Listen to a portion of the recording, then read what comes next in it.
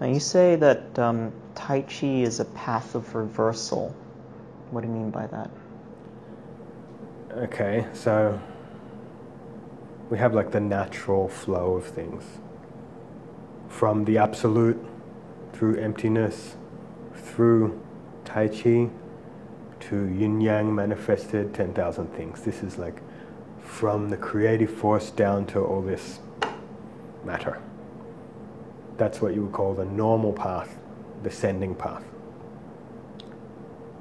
The path back to the absolute, of course, because we're starting here in this material realm of yin-yang, of the 10,000 things, is reversing that order to get back up. So it's not just a description of Tai Chi, it's a description of the path itself. So in Tai Chi, we're training to achieve Tai Chi. That's so difficult because we have no idea what Tai Chi is. Zero, because nothing in the 10,000 things is Tai Chi. It's all a different balance of yin-yang. Where Tai Chi is this potential of yin-yang, which has harmony, a massive potential of yin-yang, but it's not broken into yin-yang.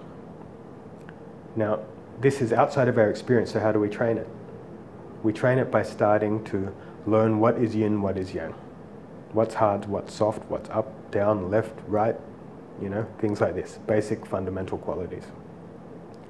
So we start at the 10,000 things, and we refine our way up, getting closer and closer to this harmony of yin and yang, whether in balance, zhongding, or the equilibrating state between yin and yang, whether in harmony. So that is Tai Chi. We use the yin-yang to gradually, from far away, from yin and yang having a massive dichotomy, and we gradually balance and harmonize until we achieve Tai Chi, which is a great stillness, potential for energy and change. It's equilibrium. That equilibrium between these dualities gives us the potential to pass through emptiness, to penetrate emptiness. Because if you don't have that balance, you can't penetrate emptiness. All the great traditions will talk about having equanimity. Without equanimity, you cannot achieve and penetrate through emptiness. So Tai Chi is a kind of equanimity. As you penetrate through that emptiness, on the other side, of course, is the absolute. So the path has gone back the other way. This we call the path of reversal. Now, on a crude level, when we, for example, when you fajin somebody, or when we take a force in and redirect it, on the physical plane, there's things that we talk about. One part of the rib maybe being yang, and then the other part being yin. But this naturally then develops into the higher levels. Yes, Tai Chi has to be yin-yang everywhere, every facet of the body, every facet of the Qi, every facet of the mind and awareness. There's yin-yang all the way. Otherwise, you've stepped outside of the path towards Tai Chi. So, of course, you start crude. The biggest mistake on practice and on the path that people make is they try to jump levels. It can't be done. All you do is end up imagining and pretending that you're doing a higher level and not even doing the basics. Kung Fu comes from basics. The practice is in the basics, and they gradually build. So if your body's not organized in yin-yang, don't need to worry about the Qi. Don't need to worry about Shen, emptiness. Forget it. Forget it. So yeah, you've got to start with the basics. Now, there's so many forms out there, and then sometimes I even see it in our crew when we're training, that we're refining certain forms.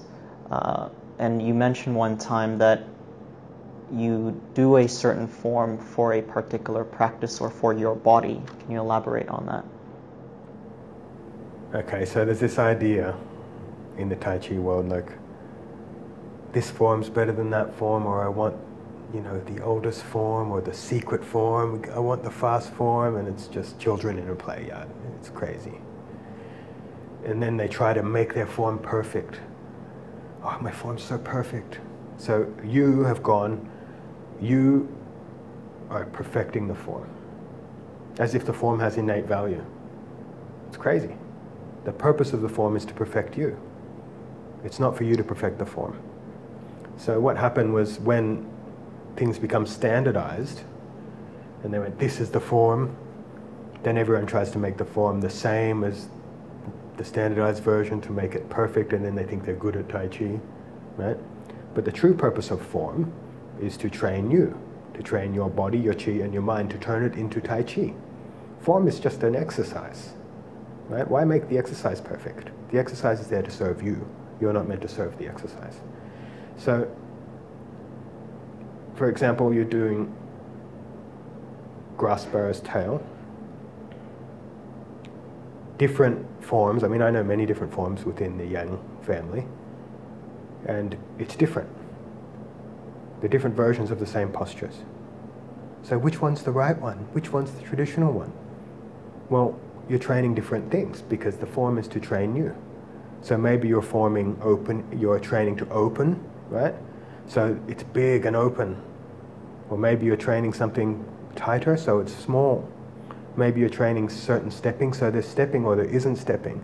Or you're training a certain jin, so it totally changes the way you move, because you're just using form to train skills. So before stupidity took over, people would use the form to train a skill.